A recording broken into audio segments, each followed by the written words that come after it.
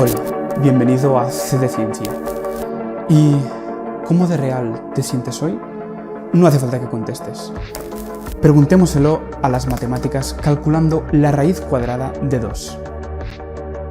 A mano está complicado, porque no paran de salir decimales. Aunque no debería sorprendernos.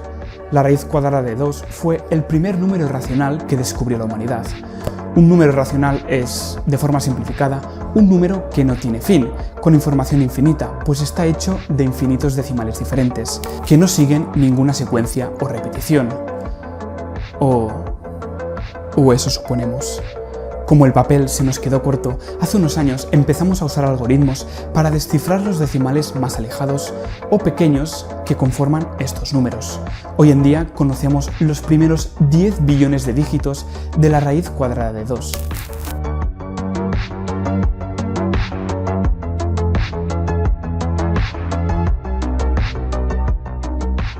Lo mismo se hace con otros números que creemos que son irracionales, como el número pi o el número de oro. Números que, cuando intentas resolver la fórmula que los define, nunca dejas de sacar decimales. Las máquinas de mayor capacidad computacional del mundo descubren cada día nuevos números, explorando límites matemáticos remotos, jamás imaginados por los filósofos griegos que descubrieron estos fascinantes números infinitos. O eso creemos. Creemos que son infinitos. Y siempre va a ser así. No conoceremos la respuesta hasta que no lleguemos al final, hasta que calculemos el último decimal. Pero esto, por definición, es imposible, pues el infinito es inalcanzable. Estos números no tienen final. O quizá sí lo tengan. Se dice que si algún día, calculando decimales de alguno de los irracionales, llegáramos a algún tope, no pudiéramos seguir sacando más, estaríamos ante la prueba definitiva de que vivimos en una simulación. La idea es que estos números presentes en todo el universo, como por ejemplo la relación de pi con los círculos, tuvieron que estar sí o sí diseñados por el arquitecto de la simulación en algún momento, pues a partir de esas relaciones numéricas se construye el cosmos. Pero, asumiendo que el creador viviese en un universo relativamente similar al nuestro, este tendría ciertas restricciones temporales, no hubiese podido diseñar infinitas líneas de código, infinitos decimales. Por esto, el hecho de que hayamos llegado tan lejos en la exploración de estos números irracionales, al menos desde nuestra perspectiva, y no hayamos encontrado un final, significa que parece que estamos en un universo real y no simulado, puesto que nadie ni nada hubiese podido diseñar tantos decimales. Pero entonces llega Minecraft. Ahora mismo me encuentro explorando un nuevo mundo de este popular videojuego. Debes saber que el tamaño del mundo de Minecraft es varias veces el de la Tierra y que cada partida que se ha empezado desde que se lanzó el juego ha sido un mundo completamente distinto. Si estos mundos fueran prediseñados, tan solo cabrían 700 partidas de Minecraft en toda la memoria digital de la que la humanidad dispone. Pero cada día se crean millones de mundos. Y es que la clave está en las semillas. Cada nuevo mundo tiene un código numérico único de unos pocos dígitos, a partir del cual el juego es capaz de generar su mundo prácticamente infinito y, a la vez, diferente a todos los que se han creado jamás. Esto está ocurriendo ahora mismo. Estos bloques que están apareciendo ahora no existían antes, nunca han existido. Nadie los había programado. Es la primera vez en la historia del universo que un ser humano descubre esta parte de esta megasimulación llamada Minecraft. Pero no ha sido hasta que hasta que no he explorado, que el juego no ha consumido mi memoria RAM para sustentar, para hacer existir temporalmente este trozo del universo. Cuando me vaya, podrá volver a dejar de existir, dejando de ocupar memoria, para, si algún día decido volver, encontrármelo igual que lo dejé, pues el juego lo crea solo cuando es necesario y a partir de una semilla que ocupa unos pocos bytes. A no ser que interactúe con una parte del código del universo, esta no necesitará de memoria para existir. Si yo modifico un trozo de Minecraft, entonces sí que estaré escribiendo líneas de código. Pero si solo paso por encima, como nosotros hacemos con los irracionales, no estaremos llenando la memoria de ningún disco duro multiversal. El límite de memoria quizá llegaría si modificáramos a nuestro antojo todos los irracionales. Pero, 1. Esto requeriría tiempo infinito. Y 2. No tenemos ni la más remota idea de cómo acceder al código del universo, si es que tiene sentido plantearse la existencia de este. Por esta razón, que no hayamos encontrado el final de los números irracionales no significa nada. podrían estarse generando al momento de explorarlos. Los ordenadores superpotentes que están cada día sacando nuevos decimales me recuerdan a Kurchmak, un youtuber que lleva más de 7 años intentando llegar al final de Minecraft. Aunque, en realidad, tan solo necesitarías memoria para mantener a tu consciencia. Eso es lo único de lo que podemos estar seguros que ocupa memoria de forma constante. De los demás seres vivos del universo, no te preocupes, porque, al fin y al cabo, vas a morir sin saber si eran reales o no. Al fin y al cabo, en pasados vídeos ya vimos cómo la naturaleza última del cosmos nos es completamente desconocida y ajena, siendo todo lo que percibimos con nuestros sentidos una construcción que nuestra mente realiza a partir de estímulos. Pero el universo propiamente dicho no tiene colores ni sentidos, olores o sabores, tan solo son campos cuánticos. Aunque ni eso. Los campos cuánticos son un vago intento de adaptar metafóricamente y de forma simplificada la fábrica del cosmos, lo único que podríamos llamar real, para que lo entiendan nuestros limitados cerebros de simio. En una de esas bellas ironías de la vida, la única forma que tendremos los humanos de entender esta fábrica de la realidad será uniéndonos con las máquinas y sus algoritmos. Es extremadamente improbable que el nivel de inteligencia que tenemos los humanos de per se sea el necesario para resolver la pregunta definitiva. Para averiguar quién o qué es el arquitecto, si es que existe, y de qué está hecha su obra. Lo que hemos logrado los humanos ha sido superar el umbral mínimo de inteligencia para empezar a cuestionarnos las cosas. Pero, en mi opinión, el umbral para responderlas a todas queda aún muy lejos. Y es que la solución pasa por crear una inteligencia artificial que sea capaz de mejorarse a ella misma, la llamada singularidad tecnológica. Y esto no es ciencia ficción. Los seres vivos somos la prueba de que en este universo se puede crear inteligencia y conciencia de distinta magnitud si ordenas los átomos de una forma concreta. Sería demasiada casualidad que nuestros cerebros fueran el tope, por lo que tan solo es cuestión de que aprendamos a hacerlo nosotros. En ese momento, cuando la máquina se sepa mejorar, empezará una nueva era para la humanidad. Eso o será nuestro fin. Sin embargo, ni con eso bastaría. Aunque creáramos una inteligencia artificial que entendiera la verdadera naturaleza del cosmos, de nada nos serviría, porque seguiremos atrapados en nuestros primitivos cerebros.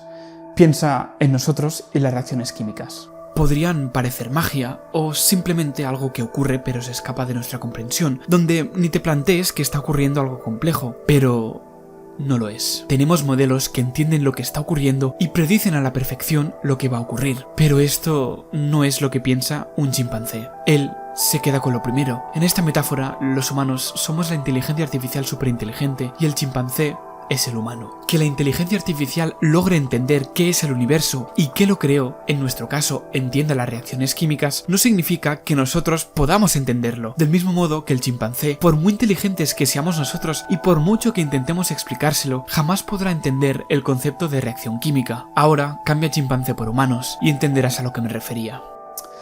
Aunque chimpancé es demasiada inteligencia, creo que estaríamos más en la posición de ameba.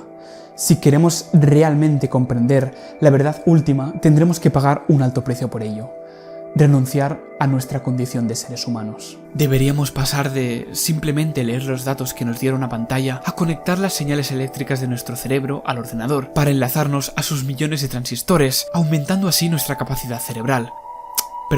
Computacional, logrando así tener la inteligencia necesaria para comprender los datos obtenidos. Computacional. Tu mente pasaría a operar, en su mayor parte, dentro de un ordenador. ¿Seguirías siendo y sintiéndote tú? Además, sería una inteligencia primitiva, llena de impulsos animales muy peligrosos, pero con un poder prácticamente infinito que nunca había ni imaginado. ¿Seríamos dioses o dioses malvados? No lo sabremos hasta que no ocurra. Quizá sea necesario suprimir ciertas partes de nuestra psicología, como el amor o el odio, el egoísmo o el altruismo, antes de hacer la transferencia para que no sea peligroso. Con todo esto, quizá nuestra humanidad se pierda en el proceso, y esto se le suma a que no sabemos qué es la consciencia ni si se puede sacar de aquí. A lo mejor simplemente las motivaciones que nos mantienen con vida pierdan sentido al tener una visión tan profunda del universo y terminemos suicidándonos al instante. ¿Qué sería de nosotros sin nada con lo que saciar esa curiosidad intrínseca que nos ha llevado hasta aquí? Otra ironía. que sea el exceso de curiosidad lo que acabe con la especie que sobrevivió gracias a ella. Pero hay un rayo de esperanza, al menos para ti. O para mí, es imposible saberlo. Debes saber que hay dos tipos de simulaciones. Aquellas en las que todos los seres conscientes que la habitan son programas, como los Sims, y aquellas que son lo mismo a excepción del jugador, un ente consciente cuyo cuerpo existe fuera de la simulación, pero cuyos estímulos sensoriales se han conectado en su totalidad a un ordenador. Realidad virtual, pero al 100%. Matrix. Si este fuera el caso, entonces, a lo mejor no eres más que un alienígena anciano que quiere vivir una vida diferente, o simplemente revivir su juventud, o a lo mejor eres un alienígena joven que quiere jugar a un videojuego muy inmersivo. Aunque igual de probable es que seas una especie de cerebro dentro de un bote de formol conectado a un superordenador mientras unos científicos experimentan contigo durante una eternidad. A lo mejor no eres el único. Podría ser que yo también fuera real. No hay forma de saber qué porcentaje de las personas que nos rodean son reales y cuáles no lo son. Resulta un tanto terrorífico no poder descartar que eres el único ente real en este universo simulado. Y lo peor, que vas a morir sin saberlo jamás, con la duda siempre presente. Aunque este sería el caso más optimista. Lo más probable es que, asumiendo que estamos en una simulación, esta se trate de una del primer tipo. Es decir, la de los Sims, donde no existamos fuera de ella, sino que hemos sido creados dentro de ella. Ya sea para acompañar a los aliens que se conecten para jugar o para formar parte de un experimento, pero seguramente no sea nada de eso. Una inteligencia capaz de crear una simulación de estas características, regresando al ejemplo de la ameba, el chimpancé y el humano, muy probablemente tendría inquietudes muy distintas a las nuestras, que seguramente no podamos ni imaginar. Pero probablemente seguirían sin ser perfectos. Por lo que hemos visto hasta ahora, al menos en este universo, la selección natural no crea individuos ideales, sino individuos de 5 sobre 10, es decir, lo justos para probar, para sobrevivir, porque solo con que llegues al 5 justo, aunque sigues estando muy lejos del ser vivo ideal, vas a pasar tus genes. Lo único que le interesa a la selección natural es que sobrevivamos, no que seamos perfectos. Se conforma con que podamos tener hijos. Es por esta razón que estamos llenos de imperfecciones que se manifiestan con enfermedades tanto físicas como mentales y que en muchas ocasiones resultan letales, pues es lo que tiene estar rozando el aprobado, que no es difícil que haya 4,9. Algo muy similar podría ocurrirles a estos hipotéticos creadores de la simulación, que, consecuentemente, habrían creado una simulación que no sería del todo perfecta. Y esto implicaría de la existencia de bugs, errores en la simulación. Pero, ¿podríamos darnos cuenta de estos errores? Cuando ocurre un bug dentro de un videojuego, sabemos que se trata de un error porque estamos fuera de la simulación, porque sabemos qué debería ser lo normal, lo esperado, pero estando dentro de la simulación, es imposible discernir qué cosas son normales y cuáles no, pues no puedes compararlo con nada, todo forma parte de la misma realidad. Sin embargo, podemos aplicar lo que hemos aprendido de las simulaciones que hemos creado nosotros, fallos que cabría esperar si la hipotética simulación en la que existimos guardara ciertas similitudes con las nuestras. Por ejemplo, errores en la gestión de memoria, una misma fuente de datos duplicada existiendo en forma de dos objetos diferentes a la vez en un mismo universo. Mismo objeto, pero diferente espacio. Afectar una de las dos afectaría al instante a la otra, aunque entre ellas hubiera una distancia enorme. ¿De qué me sonará esto? También podría pasar que el contador de alguna de las variables de la simulación tuviera algún error, como el problema del año 2038, año en el que muchos softwares dejarán de funcionar puesto que por tal y como están programados no podrán entender días más allá de este año, empezando a volverse locos. Si algo similar pasara en esta hipotética simulación, quizá veríamos con el tiempo un cambio en las constantes fundamentales, cuyos valores empezarían a desestabilizarse. No hemos observado nada de esto por ahora, aunque están los agujeros negros, donde las leyes físicas empiezan a tambalearse. También podría pasar que, y esto no es tanto un bug, sino más bien una característica de la simulación, que el universo tuviera una máxima precisión predeterminada, unos gráficos máximos alcanzables. En este caso, encontraríamos límites de lo más pequeño que podemos estudiar, una especie de píxeles del universo. Vaya, esto me recuerda a algo. O veríamos cómo las partículas pueden estar en muchas posiciones del espacio, pero no infinitas, es decir, que habría posiciones intermedias que no podrían ser ocupadas. ¡Ostras! ¡Qué déjà vu acabo de tener! Hablando de déjà vus, si estuviéramos en una simulación que constantemente vuelve a reiniciarse, pero pudiéramos conservar algo de memoria, este sería un bug que cabría esperar. Pero todo esto es especulación. Que quede muy claro que todos estos ejemplos no son una prueba de que vivimos en una simulación. Solo son ejemplos de posibles propiedades de la naturaleza que podrían ser atribuidas a errores en la simulación. Por lo que, de momento, puedes seguir sintiéndote real. Aunque, ¿eres tú quien sientes? ¿Eres tú quien decidió ver este vídeo? ¿Tiene sentido el argumento de la simulación sabiendo que vivimos en un universo no determinista en el que sí existe el libre albedrío? ¿Cómo se programa ser libre? Al fin y al cabo, en la definición de palabra programar, viene implícito el seguir unas normas prescritas. Ya no hablo simplemente de que seas un sim controlado por alguien, descartemos esta opción. Hablo de que nuestro universo sea un juego de la vida mejorado. Ya vimos en un vídeo anterior de qué iba este juego, pero resumiendo, se trata de un programa muy simple, compuesto por una malla de cuadros que pueden estar encendidos o apagados, y que, en función de qué normas preestablecidas les pongas, de qué leyes físicas simules, algunas configuraciones iniciales evolucionarán con el paso del tiempo a estructuras capaces de crecer y replicarse, en lo que se podría considerar una muy primitiva simulación de realidad alternativa, pero que abre la puerta a un tipo de simulaciones que realmente simulen partículas y seres vivos que sienten y actúen en consecuencia dentro de la simulación. El juego de la vida es extremadamente simple, pero es un ejemplo excelente que difumina la frontera entre lo que podemos llamar un simple juego y vida simulada que cree existir. Con los próximos avances durante las décadas que se vienen, viendo esto, es posible que este extremo blanco y negro de lo que es real y lo que no lo es, que hoy tenemos tan claro, caiga en unos tonos grisáceos y se nos haga imposible distinguir. Pero el ejemplo del juego de la vida nos revela una cosa mucho más profunda. El mundo que habitan estas células es determinista. Es decir, todas las acciones que deciden llevar a cabo hubiesen podido ser predichas en el instante cero de tiempo, justo antes de que se le diera al play, de que empezara a correr la simulación. Si conoces las normas y la configuración inicial, puedes predecir lo que va a pasar. En el universo que habitan estas células, el libre albedrío no existe, y es normal que así sea, pues para que fuera no determinista, el ordenador que corra el juego necesitaría números aleatorios. Cosa imposible de crear en un ordenador, pues, como su nombre implica, no son más que máquinas cuyas acciones son determinadas por un conjunto de acciones prescritas. Pero nuestro universo es diferente, porque no es determinista. Tenemos a la cuántica, y, al menos de momento, la física nos dice que es totalmente aleatoria. Nunca podrás saber con exactitud qué va a pasar. Nuestro universo es el real. Nadie pudo programar el libre albedrío. Pues tampoco podemos estar seguros. Porque esta aleatoriedad que sí existe en nuestro universo, podemos aprovecharla para meterla en nuestros ordenadores.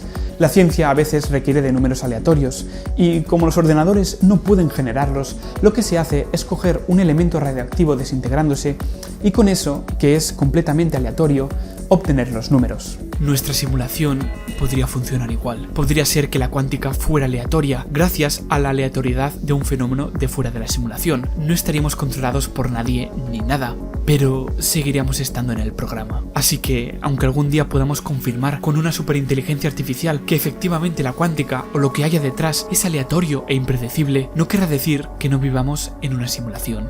Hasta ahora hemos visto los motivos de por qué la hipótesis de la simulación no puede ser descartada, y que realmente desde nuestra perspectiva es imposible dar con la respuesta. Por ahora. Es probable que estemos cerca.